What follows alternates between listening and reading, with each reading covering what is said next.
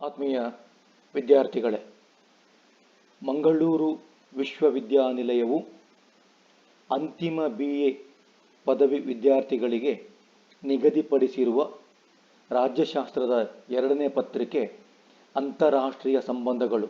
ಇದರಲ್ಲಿ ಅಂತಾರಾಷ್ಟ್ರೀಯ ಸಂಬಂಧಗಳ ಅಧ್ಯಯನದ ವಿಧಾನಗಳಲ್ಲಿ ನವನೈಜವಾದ ನ್ಯೂ ರಿಯಲಿಸಮ್ ಅಥವಾ ನವ ವಾಸ್ತವವಾದಿ ಸಿದ್ಧಾಂತ ಈ ವಿಚಾರದ ಮೇಲೆ ಈ ದಿನ ನಾನು ಉಪನ್ಯಾಸ ನೀಡಲಿದ್ದೇನೆ. ಅಂತಾರಾಷ್ಟ್ರೀಯ ಸಂಬಂಧಗಳನ್ನು ಅಧ್ಯಯನ ಮಾಡುವುದಕ್ಕೆ ಚಿಂತಕರು ಬೇರೆ ಬೇರೆ ವಿಧಾನಗಳನ್ನು ಬಳಸಿಕೊಂಡಿರುತ್ತಾರೆ. ಇಂದು ನವನೈಜವಾದ ಅಥವಾ ನವ ವಾಸ್ತವವಾದ ಸಿದ್ಧಾಂತದ ಬಗ್ಗೆ ತಿಳಿದುಕೊಳ್ಳೋಣ. ನವ ವಾಸ್ತವವಾದ ಅಥವಾ ನವ ನೈಜವಾದ ನ್ಯೂ ರಿಯಲಿಸಮ್ ಅಂತಾರಾಷ್ಟ್ರೀಯ ಸಂಬಂಧಗಳ ಅಧ್ಯಯನಕ್ಕೆ ಸಂಬಂಧಿಸಿದ ವಿಧಾನಗಳಲ್ಲಿ ನವ ನೈಜವಾದ ಅಥವಾ ನವ ವಾಸ್ತವವಾದವು ಬಹಳ ಪ್ರಭಾವಶಾಲಿಯಾದ ವಿಧಾನವಾಗಿದೆ. ಇತ್ತೀಚೆಗೆ ಈ ವಿಧಾನವು ಹೆಚ್ಚು ಪ್ರಚಲಿತದಲ್ಲಿರುವ ವಿಧಾನವಾಗಿದೆ. ಇದನ್ನು ರಾಚನಿಕ ನೈಜವಾದ ಸ್ಟ್ರಕ್ಚರಲ್ ರಿಯಲಿಸಮ್ ಎಂದೂ ಕರೆಯುತ್ತಾರೆ. ವಾಸ್ತವವಾದಿ ಸಿದ್ಧಾಂತ ಅಥವಾ ಸಾಂಪ್ರದಾಯಿಕ ನೈಜವಾದವು ಹ್ಯಾನ್ಸ್ ಮಾರ್ಗೆಂತೊರವರ ಸಿದ್ಧಾಂತದ ಮೇಲೆ ಅವಲಂಬಿತವಾಗಿದೆ. ಆದರೆ ಈ ಸಿದ್ಧಾಂತ ನವ ವಾಸ್ತವವಾದ ಮಾರ್ಗೆಂತೊರವರ ಸಾಂಪ್ರದಾಯಿಕ ವಾಸ್ತವವಾದಕ್ಕಿಂತ ಭಿನ್ನವಾಗಿದೆ. ಈ ಸಿದ್ಧಾಂತವು ಮಾನವನ ಸ್ವಭಾವ ಅಥವಾ ನಡವಳಿಕೆಗೆ ಹೆಚ್ಚು ಮಹತ್ವ ಕೊಡುವುದಿಲ್ಲ. ಈ ಸಿದ್ಧಾಂತದ ಪ್ರತಿಪಾದಕರ ಪ್ರಕಾರ ರಾಚನಿಕ ನಿರ್ಬಂಧಗಳು ಸ್ಟ್ರಕ್ಚರಲ್ ಲಿಮಿಟೇಷನ್ಸ್ ಅಂತಾರಾಷ್ಟ್ರೀಯ ಸಂಬಂಧಗಳಲ್ಲಿ ರಾಜ್ಯಗಳ ನಡತೆಯನ್ನು ನಿರ್ಧರಿಸುತ್ತದೆ. ನವ ನೈಜವಾದದ ಪ್ರಮುಖ ಪ್ರತಿಪಾದಕರೆಂದರೆ ಕೆನೆತ್ ವಾಲ್ಟ್ಜ್ ಮತ್ತು ಜಾನ್ ಮರ್ಸೆಮೀರ್. ವಾಲ್ಟ್ಜ್ರವರು ತಮ್ಮ ಕೃತಿ ಅಂತಾರಾಷ್ಟ್ರೀಯ ರಾಜಕೀಯ ಸಿದ್ಧಾಂತದಲ್ಲಿ ನವನೈಜವಾದದ ಬಗ್ಗೆ ತಮ್ಮ ನಿಲುವನ್ನು ಸ್ಪಷ್ಟಪಡಿಸಿದ್ದಾರೆ. ನವನೈಜವಾದದ ಅರ್ಥ, ಮೀನಿಂಗ್ ಆಫ್ ನಿಯೋ ರಿಯಲಿಸಮ್. ಈ ಸಿದ್ಧಾಂತದ ಪ್ರಕಾರ ಅಂತಾರಾಷ್ಟ್ರೀಯ ರಚನೆಯನ್ನು ಅದರ ತತ್ವ, ಅರಾಜಕತೆ ಮತ್ತು ಅಧಿಕಾರ ಸಾಮರ್ಥ್ಯದ ಹಂಚಿಕೆಯಿಂದ ತಿಳಿಯಬಹುದು. ಇದನ್ನು ಅಂತಾರಾಷ್ಟ್ರೀಯ ವ್ಯವಸ್ಥೆಯಲ್ಲಿರುವ ಶ್ರೇಷ್ಠ ಶಕ್ತಿಶಾಲಿ ರಾಷ್ಟ್ರಗಳ ಸಂಖ್ಯೆಯಿಂದ ಅಳೆಯಬಹುದು. ನವನೈಜವಾದ ಸಿದ್ಧಾಂತದ ಪ್ರಕಾರ ಯಾವುದೇ ಔಪಚಾರಿಕ ಶಕ್ತಿ ಕೇಂದ್ರ ಇರುವುದಿಲ್ಲ. ಈ ವ್ಯವಸ್ಥೆಯಲ್ಲಿ ಪರಮಾಧಿಕಾರವನ್ನು ಹೊಂದಿರುವ ಎಲ್ಲ ರಾಷ್ಟ್ರಗಳು ಸಮಾನವಾಗಿರುತ್ತವೆ. ಎಲ್ಲ ರಾಷ್ಟ್ರಗಳು ತಮ್ಮ ತಮ್ಮ ಸ್ವಹಿತ ಸಾಧನೆಯ ನಿಟ್ಟಿನಲ್ಲಿ ಪ್ರಯತ್ನಶೀಲವಾಗಿರುತ್ತದೆ. ಯಾವ ರಾಷ್ಟ್ರಗಳು ತಮ್ಮ ಸ್ವಂತ ಹಿತಾಸಕ್ತಿಗಳನ್ನು ಇತರ ರಾಷ್ಟ್ರಗಳ ಹಿತಾಸಕ್ತಿಗಳಿಗೆ ಅಧೀನವಾಗಿರಲು ಬಯಸುವುದಿಲ್ಲ. ಸಾಮಾನ್ಯವಾಗಿ ರಾಷ್ಟ್ರಗಳು ವಿದೇಶಾಂಗ ವ್ಯವಹಾರಗಳಲ್ಲಿ ತಮ್ಮ ಶಕ್ತಿಯನ್ನು ಹೆಚ್ಚಿಸಿಕೊಳ್ಳಲು ಮಿಲಿಟರಿ ಸಾಮರ್ಥ್ಯವನ್ನು ಅಭಿವೃದ್ಧಿಪಡಿಸುತ್ತವೆ. ಇದು ಅವರ ಅಸ್ತಿತ್ವದ ಮೂಲ ಆಧಾರವೂ ಆಗಿದೆ. ರಾಷ್ಟ್ರಗಳ ನಡುವೆ ವಿಶ್ವಾಸದ ಕೊರತೆ ಉಂಟಾದರೆ ಅನಿಶ್ಚಿತತೆ ತಲೆದೋರುತ್ತದೆ. ಅದು ರಾಷ್ಟ್ರಗಳ ನಡುವೆ ಗೊಂದಲವನ್ನು ಉಂಟು ಮಾಡುತ್ತದೆ. ಏಕೆಂದರೆ ರಾಷ್ಟ್ರಗಳಿಗೆ ಇತರ ರಾಷ್ಟ್ರಗಳ ಭವಿಷ್ಯದ ನಿರೀಕ್ಷೆಗಳ ಬಗ್ಗೆ ಸ್ಪಷ್ಟ ಚಿತ್ರಣ ದೊರಕುವುದಿಲ್ಲ. ರಾಜ್ಯಗಳಿಗೆ ಅನೇಕ ಸಮಾನ ಅಗತ್ಯಗಳಿರುತ್ತವೆ. ಆದರೆ ಈ ರಾಷ್ಟ್ರಗಳು ಒಂದೇ ಸಮಾನಾದ ಅಥವಾ ಒಂದೇ ತೆರನಾದ ಶಕ್ತಿ ಅಥವಾ ಸಾಮರ್ಥ್ಯವನ್ನು ಹೊಂದಿರುವುದಿಲ್ಲ.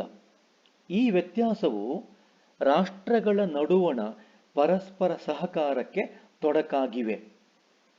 ಪ್ರತಿಯೊಂದು ರಾಷ್ಟ್ರವು ತನ್ನ ಸಾಮರ್ಥ್ಯ ಅಥವಾ ಬಲ ವರ್ಧನೆಗಾಗಿ ಇತರ ರಾಜ್ಯಗಳ ಸಾಮರ್ಥ್ಯದ ಬಗ್ಗೆ ಹೆದರಿಕೆ ಮತ್ತು ಅನುಮಾನದಿಂದಲೇ ಇರುತ್ತದೆ. ಶಕ್ತಿ ಸಮತೋಲನ ಸಿದ್ಧಾಂತದ ಪ್ರಕಾರ ರಾಜ್ಯಗಳು ಶಕ್ತಿ ಸಮತೋಲನವನ್ನು ಕಾಯ್ದುಕೊಳ್ಳುತ್ತವೆ. ಇದೇ ರೀತಿ ರಾಜ್ಯಗಳು ಯಾವಾಗ ಶಕ್ತಿಶಾಲಿ ರಾಷ್ಟ್ರಗಳ ಅಥವಾ ಮೈತ್ರಿಕೂಟಗಳ ಶಕ್ತಿಯನ್ನು ಪಡೆಯಲು ಮೈತ್ರಿಗೆ ಸಿದ್ಧವಾಗುತ್ತದೋ ಆಗ ಬಾಹ್ಯ ಸಮತೋಲನ ಉಂಟಾಗುತ್ತದೆ. ಶಕ್ತಿ ಅಥವಾ ಬಲದ ಹಂಚಿಕೆಯು ಮೂರು ಮುಖ್ಯವಾದ ವ್ಯವಸ್ಥೆಯನ್ನು ಸೃಷ್ಟಿಸುತ್ತದೆ. ಅವುಗಳೆಂದರೆ, ಒಂದು ಮಹಾನ್ ಶಕ್ತಿ ಇರುವ ಏಕ ಧ್ರುವ ವ್ಯವಸ್ಥೆ, ಯೂನಿಪೋಲಾರ್ ಸಿಸ್ಟಮ್. ಎರಡು ಮಹಾನ್ ಶಕ್ತಿ ಇರುವ ದ್ವಿಧ್ರುವ ವ್ಯವಸ್ಥೆ, ಬೈಪೋಲಾರ್ ಸಿಸ್ಟಮ್. ಮೂರು, ಎರಡು ಮಹಾನ್ ಶಕ್ತಿಗಳಿಗಿಂತ ಹೆಚ್ಚು ಇರುವ ಬಹುಧ್ರುವ ವ್ಯವಸ್ಥೆ, ಮಲ್ಟಿಪೋಲಾರ್ ಸಿಸ್ಟಮ್. ನವನೈಜವಾದಿಗಳ ಪ್ರಕಾರ ದ್ವಿಧ್ರುವ ವ್ಯವಸ್ಥೆಯು ಬಹುಧ್ರುವ ವ್ಯವಸ್ಥೆಗಿಂತ ಹೆಚ್ಚು ಸ್ಥಿರವಾಗಿರುತ್ತದೆ. ಏಕೆಂದರೆ ಇಲ್ಲಿ ಮೈತ್ರಿಗಾಗಿ ಬೇರೆ ಮಹಾಶಕ್ತಿಗಳು ಇಲ್ಲದೆ ಇರುವುದರಿಂದ ಸಂಬಂಧಿತ ರಾಜ್ಯಗಳ ಆಂತರಿಕ ಸಮತೋಲನದ ಮೂಲಕ ಸಮತೋಲನವು ಸಾಧಿಸಲ್ಪಡುತ್ತದೆ. ರಾಜ್ಯಗಳು ಕೇವಲ ತಮ್ಮ ಅಸ್ತಿತ್ವದ ಉಳಿವಿಗಾಗಿ ಪ್ರಯತ್ನಿಸುತ್ತಿದೆಯೇ ಅಥವಾ ತನ್ನ ಶಕ್ತಿಯನ್ನು ವೃದ್ಧಿಗೊಳಿಸಲು ಯತ್ನಿಸುತ್ತಿದೆಯೇ ಎನ್ನುವುದರ ಬಗ್ಗೆ ನವ ನೈಜವಾದಿಗಳಲ್ಲಿ ಒಮ್ಮತಾಭಿಪ್ರಾಯ ಇಲ್ಲ. ನವನೈಜವಾದದ ಮೂಲ ಪರಿಕಲ್ಪನೆಗಳು, ಬೇಸಿಕ್ ಕಾನ್ಸೆಪ್ಟ್ಸ್ ಆಫ್ ನಿಯೋರಿಯಲಿಸಂ. ನವನೈಜವಾದವು ಮಾನವ ಸ್ವಭಾವಕ್ಕೆ ಪ್ರಾಮುಖ್ಯತೆ ನೀಡುವುದಿಲ್ಲ. ಅದೇ ರೀತಿ ರಾಜತಂತ್ರದಲ್ಲಿ ಮೌಲ್ಯಗಳನ್ನು ಕಡೆಗಣಿಸುತ್ತದೆ. ಅಂತಾರಾಷ್ಟ್ರೀಯ ರಾಜಕಾರಣದ ವರ್ತನೆಯ ಬಗ್ಗೆ ವೈಜ್ಞಾನಿಕವಾದ ವಿವರಣೆಯನ್ನು ನೀಡಬೇಕೆನ್ನುವ ಆಕಾಂಕ್ಷೆಯಿಂದ ರಾಷ್ಟ್ರ ರಾಜ್ಯ ವ್ಯವಸ್ಥೆಯ ರಚನೆಗೆ ಹಾಗೂ ಅಧಿಕಾರದ ಹಂಚಿಕೆಗೆ ಇದು ಮಹತ್ವ ನೀಡುತ್ತದೆ. ನವನೈಜವಾದದ ಮೂಲ ಪರಿಕಲ್ಪನೆಯ ತತ್ವಗಳು ಈ ರೀತಿ ಇವೆ. ಒಂದು, ಅರಾಜಕತೆ ಮತ್ತು ರಚನೆ, ಅನಾರ್ಕಿ ಅಂಡ್ ಸ್ಟ್ರಕ್ಚರ್. ಎರಡು, ಸಾಮರ್ಥ್ಯ ಮತ್ತು ಅಧಿಕಾರದ ಹಂಚಿಕೆ, power and distribution of power. ಮೂರು, ಧ್ರುವೀಯತೆ, ಪೊಲಾರಿಟಿ. ನಾಲ್ಕು, ರಾಷ್ಟ್ರೀಯ ಹಿತಾಸಕ್ತಿ, ನ್ಯಾಷನಲ್ ಇಂಟ್ರೆಸ್ಟ್. ಒಂದು, ಅರಾಜಕತೆ ಮತ್ತು ರಚನೆ, ಅನಾರ್ಕಿ ಅಂಡ್ ಸ್ಟ್ರಕ್ಚರ್. ಅಂತಾರಾಷ್ಟ್ರೀಯ ವ್ಯವಸ್ಥೆಯಲ್ಲಿ ಪ್ರತಿಯೊಂದು ಪಾತ್ರಧಾರಿಗಳು ಅಂದರೆ ರಾಷ್ಟ್ರಗಳು ಅಂತಾರಾಷ್ಟ್ರೀಯ ವ್ಯವಸ್ಥೆಯನ್ನು ಸ್ವಸಹಾಯ ವ್ಯವಸ್ಥೆ ಎಂದು ನಿರೂಪಿಸಿ ತಮ್ಮನ್ನು ನೋಡಿಕೊಳ್ಳುವ ಜವಾಬ್ದಾರಿಯನ್ನು ತಾವೇ ಹೊತ್ತಿರುತ್ತವೆ. ಯಾರು ಪ್ರಾಥಮಿಕವಾಗಿ ಬದುಕಲು ಬಯಸುತ್ತಾರೋ ಅಂತಹ ಸ್ವಯಂ ಘಟಕಗಳನ್ನು ಒಳಗೊಂಡಿರುತ್ತದೆ. ರಾಷ್ಟ್ರಗಳು ಅಂತಾರಾಷ್ಟ್ರೀಯ ಸಂಬಂಧಗಳಲ್ಲಿ ಬಲಪ್ರಯೋಗದ ಮೂಲಕ ತಮ್ಮ ಹಿತ ಸಾಧಿಸಲು ಕೇಂದ್ರೀಕೃತ ನ್ಯಾಯಿಕ ಅಧಿಕಾರ ಹೊಂದಿದ ಘಟಕಗಳಾಗಿವೆ. ಅನೇಕ ರಾಜ್ಯಗಳು ಈ ರೀತಿ ವಿಶ್ವ ರಾಜಕೀಯದಲ್ಲಿ ಪ್ರಾಥಮಿಕ ಪಾತ್ರಧಾರಿಗಳಾಗಿವೆ. ಹೀಗೆ ಅಂತಾರಾಷ್ಟ್ರೀಯ ರಚನೆಯ ಸಂಘಟನೆಯ ತತ್ವವೆಂದರೆ ಅರಾಜಕತೆ ಮತ್ತು ಈ ರಚನೆಯನ್ನು ರಾಜ್ಯಗಳ ಮೂಲಕ ವ್ಯಾಖ್ಯಾನಿಸಲಾಗಿದೆ. ಎರಡು, ಸಾಮರ್ಥ್ಯ, ಕೆಪಬಿಲಿಟಿ. ಪ್ರತಿಯೊಂದು ರಾಜ್ಯವು ಅದು ದೊಡ್ಡದಾಗಿರಲಿ ಅಥವಾ ಚಿಕ್ಕದಾಗಿರಲಿ ಅಭದ್ರತೆಯ ಭಾವನೆಯನ್ನು ಹೊಂದಿರುತ್ತದೆ, ಇನ್ಸೆಕ್ಯೂರಿಟಿ. ಹಾಗಾಗಿ ರಾಜ್ಯಗಳು ತಮ್ಮನ್ನು ತಾವು ರಕ್ಷಿಸಿಕೊಳ್ಳಲು ಸಾಮರ್ಥ್ಯ ಎನ್ನುವ ಪರಿಕಲ್ಪನೆಯನ್ನು ಹುಟ್ಟುಹಾಕಿದೆ. ಸಾಮರ್ಥ್ಯಗಳು ರಾಜ್ಯಗಳ ಅಸ್ತಿತ್ವಕ್ಕೆ ಖಾತರಿ ಮತ್ತು ಸಾಕಷ್ಟು ತುಲನಾತ್ಮಕ ಲಾಭಗಳನ್ನು ಒದಗಿಸಿಕೊಡುವ ಸಾಧನವಾಗಿದೆ.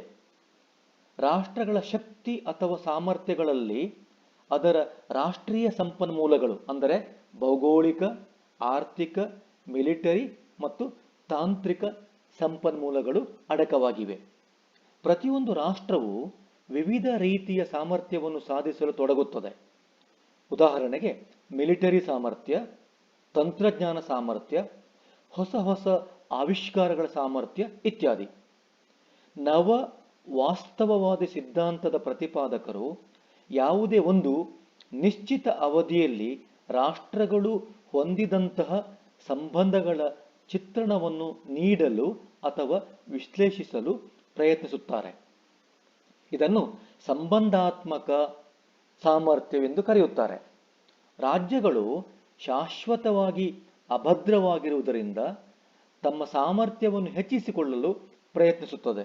ಇದರ ಪರಿಣಾಮವಾಗಿ ಬೇರೆ ಬೇರೆ ರಾಷ್ಟ್ರಗಳು ಬೇರೆ ಬೇರೆ ರೀತಿಯ ಸಾಮರ್ಥ್ಯವನ್ನು ಹೊಂದಿರುತ್ತದೆ. ರಾಷ್ಟ್ರಗಳ ನಡುವೆ ಈ ಸಾಮರ್ಥ್ಯಗಳ ಹಂಚಿಕೆಯು ಅಂತಾರಾಷ್ಟ್ರೀಯ ವ್ಯವಸ್ಥೆಯಲ್ಲಿ ಅವುಗಳ ಸ್ಥಾನಮಾನವನ್ನು ನಿರ್ಧರಿಸುತ್ತವೆ. 3. ಧ್ರುವತೆ, ಪೋಲ್ಯಾರಿಟಿ. ಧ್ರುವತೆಯ ಪರಿಕಲ್ಪನೆಯನ್ನು ಒಂದು ನಿರ್ದಿಷ್ಟ ಅವಧಿಯಲ್ಲಿ ರಾಷ್ಟ್ರಗಳ ನಡುವೆ ಸಾಮರ್ಥ್ಯ ಅಥವಾ ಬಲ ಹಂಚಿಕೆಯಾದ ನಂತರ ಪರಿಶೀಲನೆ ಮಾಡಿ ನಿರ್ಧರಿಸಲಾಗುತ್ತದೆ. ಪ್ರಪಂಚದಲ್ಲಿ ಏಕಧ್ರುವತೆ ಯೂನಿಪೋಲರ್ ಸಿಸ್ಟಮ್, ದ್ವಿಧ್ರುವತೆ ಬೈಪೋಲರ್ ಸಿಸ್ಟಮ್ ಮತ್ತು ಬಹುಧ್ರುವತೆ ಮಲ್ಟಿಪೋಲರ್ ಸಿಸ್ಟಮ್ ಎಂಬ 3 ರೀತಿಯ ಧ್ರುವ ವ್ಯವಸ್ಥೆ ಇದೆ. ಅಂತಾರಾಷ್ಟ್ರೀಯ ವ್ಯವಸ್ಥೆಯಲ್ಲಿ ಒಂದು ನಿರ್ದಿಷ್ಟ ದೇಶವು ಅದರ ಭೌಗೋಳಿಕ, ಆರ್ಥಿಕ, ಮಿಲಿಟರಿ ಮತ್ತು ತಾಂತ್ರಿಕ ಸಾಮರ್ಥ್ಯಗಳಲ್ಲಿ ಶ್ರೇಷ್ಠವೆಂದು ಗುರುತಿಸಲ್ಪಟ್ಟ ವ್ಯವಸ್ಥೆಯನ್ನು ಧ್ರುವ ವ್ಯವಸ್ಥೆ ಪೋಲಾರ್ ಸಿಸ್ಟಮ್ ಎಂದು ಪರಿಗಣಿಸಲಾಗುತ್ತದೆ. ಇದಕ್ಕೆ ವ್ಯತಿರಿಕ್ತವಾಗಿ ಈ ಸಾಮರ್ಥ್ಯಗಳು 2 ರಾಷ್ಟ್ರಗಳ ನಡುವೆ ಹಂಚಿಕೆಯಾಗಿದ್ದರೆ ಅಥವಾ 2 ರಾಷ್ಟ್ರಗಳು ಸಮವಾಗಿದ್ದರೆ ಆಗ ಅಂತಹ ವ್ಯವಸ್ಥೆಯನ್ನು ದ್ವಿಧ್ರುವ ವ್ಯವಸ್ಥೆ ಬೈಪೋಲರ್ ಸಿಸ್ಟಮ್ ಎಂದು ಪರಿಗಣಿಸಲಾಗುತ್ತದೆ. ಉದಾಹರಣೆಗೆ, ಶೀತಲ ಸಮರದಲ್ಲಿ ಅಮೆರಿಕ ಸಂಯುಕ್ತ ಸಂಸ್ಥಾನ ಮತ್ತು ಸೋವಿಯತ್ ರಷ್ಯಾ 2 ಪ್ರಮುಖವಾದ ರಾಷ್ಟ್ರಗಳಾಗಿ ದ್ವಿಧ್ರುವಕ್ಕೆ ಉತ್ತಮ ನಿದರ್ಶನವಾಗಿತ್ತು. ಇದಕ್ಕೆ ಬದಲಾಗಿ 2ಕ್ಕಿಂತ ಹೆಚ್ಚಿನ ರಾಷ್ಟ್ರಗಳು ಸಮಾನವಾದ ಶಕ್ತಿ ಸಾಮರ್ಥ್ಯಗಳನ್ನು ಹೊಂದಿದ್ದರೆ ಅಂತಹ ವ್ಯವಸ್ಥೆಯನ್ನು ಬಹುಧ್ರುವ ವ್ಯವಸ್ಥೆ ಮಲ್ಟಿಪೋಲಾರ್ ಸಿಸ್ಟಮ್ ಎಂದು ಕರೆಯಲಾಗುತ್ತದೆ. 4. ರಾಷ್ಟ್ರೀಯ ಹಿತಾಸಕ್ತಿ, ನ್ಯಾಷನಲ್ ಇಂಟ್ರೆಸ್ಟ್. ರಾಷ್ಟ್ರೀಯ ಹಿತಾಸಕ್ತಿ ಎಂದರೆ ಒಂದು ರಾಷ್ಟ್ರದ ಅಂತಿಮ ಧ್ಯೇಯ ಅಥವಾ ಉದ್ದೇಶವಾಗಿರುತ್ತದೆ. ಒಂದು ರಾಷ್ಟ್ರವು ತನ್ನ ಸಾಮರ್ಥ್ಯವನ್ನು ಭೂಪ್ರದೇಶ, ಆರ್ಥಿಕ ಮತ್ತು ಮಿಲಿಟರಿ ಭದ್ರತೆಯ ರೂಪದಲ್ಲಿ ವಿಸ್ತರಿಸುತ್ತಾ ಭದ್ರತೆಗಾಗಿ ಹೋರಾಡುವ ಪರಿಕಲ್ಪನೆಯಾಗಿದೆ. ಇಲ್ಲಿ ಒಂದು ರಾಷ್ಟ್ರದ ಸಾಮರ್ಥ್ಯದ ಮಟ್ಟವನ್ನು ರಾಷ್ಟ್ರೀಯ ಹಿತಾಸಕ್ತಿ ನಿರ್ಧರಿಸುತ್ತದೆ. ಹಾಗಾಗಿ ನವ ವಾಸ್ತವವಾದಿಗಳ ಪ್ರಕಾರ ರಾಜ್ಯಗಳ ರಾಷ್ಟ್ರೀಯ ಹಿತಾಸಕ್ತಿಯ ಪರಿಕಲ್ಪನೆಯ ಚೌಕಟ್ಟನ್ನು ರಾಜ್ಯಗಳ ಸಂಬಂಧಿತ ಸಾಮರ್ಥ್ಯಗಳ ಸ್ಥಾನವನ್ನು ಪರಿಗಣಿಸಿ ಸರಿಯಾಗಿ ಅರಿತುಕೊಳ್ಳಬಹುದು. ನವ ವಾಸ್ತವವಾದದ ಟೀಕೆಗಳು, ಕ್ರಿಟಿಸಿಸಮ್ಸ್ ಆನ್ ನಿಯೋ ರಿಯಲಿಸಮ್. ಇತರ ಸಿದ್ಧಾಂತಗಳ ಹಾಗೆ ನವ ವಾಸ್ತವವಾದಿ ಸಿದ್ಧಾಂತವು ರಾಜ್ಯಗಳ ನಡತೆಯನ್ನು ವಿವರಿಸಲು ಅಥವಾ ಘಟನೆಗಳನ್ನು ಊಹಿಸಲು ವಿಫಲವಾಗಿದೆ. ಆದರೆ ಈ ಸಿದ್ಧಾಂತವು ಅಂತಾರಾಷ್ಟ್ರೀಯ ಸಂಬಂಧಗಳ ಒಳಗೆ ಒಂದು ಸಂವಾದ ಮತ್ತು ಸಂಶೋಧನೆಗೆ ದಾರಿ ಮಾಡಿಕೊಟ್ಟಿದೆ. ಅದು ಸರಳವಾದ ಊಹನೆಗಳಿಂದ ಕೂಡಿದ್ದು, ಅಸಂಪ್ಷನ್ಸ್. ರಾಷ್ಟ್ರಗಳು ಹೇಗೆ ವರ್ತಿಸುತ್ತವೆ ಮತ್ತು ಅಂತಾರಾಷ್ಟ್ರೀಯ ಕ್ಷೇತ್ರದಲ್ಲಿ ಪರಸ್ಪರ ಸಂವಹನಗಳಲ್ಲಿ ತೊಡಗಿದೆ ಎನ್ನುವುದನ್ನು ವಿವರಿಸುತ್ತದೆ. ಈ ಕೆಳಗಿನವುಗಳು ನವ ವಾಸ್ತವವಾದದ ವಿರುದ್ಧ ಮಾಡಲಾಗಿರುವ ಟೀಕೆಗಳಾಗಿವೆ. 1. ಈ ಸಿದ್ಧಾಂತವು ಎಲ್ಲ ಯುದ್ಧಗಳನ್ನು ವಿವರಿಸಲು ಸಮರ್ಥವಾಗಿಲ್ಲ. ನವ ವಾಸ್ತವವಾದಿ ಸಿದ್ಧಾಂತದ ಪ್ರಮುಖ ದೋಷವೆಂದರೆ ಅದು ಎಲ್ಲ ಯುದ್ಧ ಪ್ರಕರಣಗಳನ್ನು ಅಥವಾ ಯುದ್ಧದ ನಿವಾರಣೆಯನ್ನು ನಿರ್ದಿಷ್ಟವಾಗಿ ಮತ್ತು ಸ್ಪಷ್ಟವಾಗಿ ವಿವರಿಸಲು ಸಾಧ್ಯವಾಗಿಲ್ಲ. ಅದೇ ರೀತಿ ಶಕ್ತಿ ಸಮತೋಲನ ಅಥವಾ ಶಕ್ತಿಯ ಬಯಕೆ, ಡಿಸೈರ್ ಫಾರ್ ಪವರ್, ರಕ್ಷಣಾ ಸ್ಪರ್ಧೆ, ಶಸ್ತ್ರಾಸ್ತ್ರಗಳ ಪೈಪೋಟಿ ಮತ್ತು ಮೈತ್ರಿಕೂಟಗಳ ರಚನೆ ಇತ್ಯಾದಿಗಳನ್ನು ಕರಾರುವಕ್ಕಾಗಿ ವಿವರಿಸಲು ಈ ಸಿದ್ಧಾಂತವು ವಿಫಲವಾಗಿದೆ. 2003ರಲ್ಲಿ ಅಮೆರಿಕವು ಇರಾಕಿನ ಮೇಲೆ ಆಕ್ರಮಣ ನಡೆಸಲು ಏನು ಕಾರಣ ಎನ್ನುವುದನ್ನು ಕಂಡುಹಿಡಿಯಲು ಈ ಸಿದ್ಧಾಂತಕ್ಕೆ ಸಾಧ್ಯವಾಗಿಲ್ಲ. ಅದೇ ರೀತಿ ಶೀತಲ ಸಮರವು ಕೊನೆಗೊಳ್ಳಲು ಕಾರಣಗಳೇನು ಎಂದು ವಿವರಿಸಲು ಈ ಸಿದ್ಧಾಂತವು ವಿಫಲವಾಯಿತು. ನವ ವಾಸ್ತವವಾದಕ್ಕೆ ಈ ಮೇಲಿನ ಯಾವುದೇ ಘಟನೆಗಳನ್ನು ಸಮರ್ಪಕವಾಗಿ ವಿವರಿಸಲು ಸಾಧ್ಯವಾಗಲಿಲ್ಲ. ಯುದ್ಧ ಮತ್ತು ಶಾಂತಿಯ ಕಾರಣಗಳನ್ನು ವಿವರಿಸಲು ಈ ಸಿದ್ಧಾಂತಕ್ಕೆ ಉಳಿದ ಸಿದ್ಧಾಂತಗಳ ಸಹಾಯವು ಅಗತ್ಯವಾಗಿದೆ. 2. ಇತಿಹಾಸವನ್ನು ವಿವರಿಸುವಲ್ಲಿ ವಿಫಲವಾಗಿದೆ. Unable to explain history. ನವ ವಾಸ್ತವವಾದವು ಇತಿಹಾಸದ ಹೆಜ್ಜೆಯನ್ನು ವಿವರಿಸಲು ಅಸಮರ್ಥವಾಯಿತು.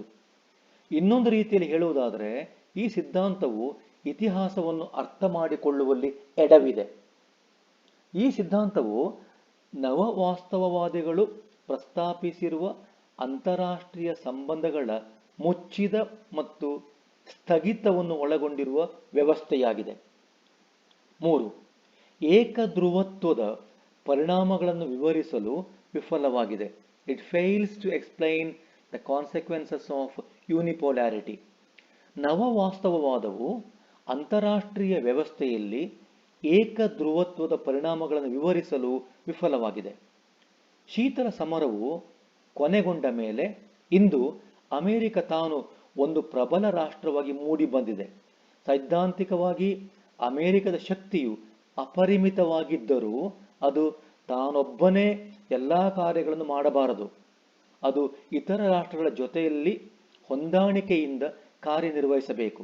ಆದರೆ ಈ ಸಿದ್ಧಾಂತವು ಏಕಧ್ರುವತ್ವದ ಪರಿಣಾಮಗಳನ್ನು ವಿವರಿಸಿಲ್ಲ. 4. ನವನೈಜವಾದಿಗಳು ತಡೆರಹಿತ ಶಕ್ತಿಯ ಪರಿಣಾಮಗಳನ್ನು ವಿವರಿಸಲು ವಿಫಲವಾಗಿದೆ. Unable to consider the consequences of unchecked power. ನವನೈಜವಾದಿಗಳು ಅಂತಾರಾಷ್ಟ್ರೀಯ ವ್ಯವಸ್ಥೆಯಲ್ಲಿ ಶಕ್ತಿ ಸಮತೋಲನವನ್ನು ವಿವರಿಸುವಾಗ ತಡೆರಹಿತ ಶಕ್ತಿಯ ಪರಿಣಾಮಗಳನ್ನು ವಿವರಿಸಿಲ್ಲ.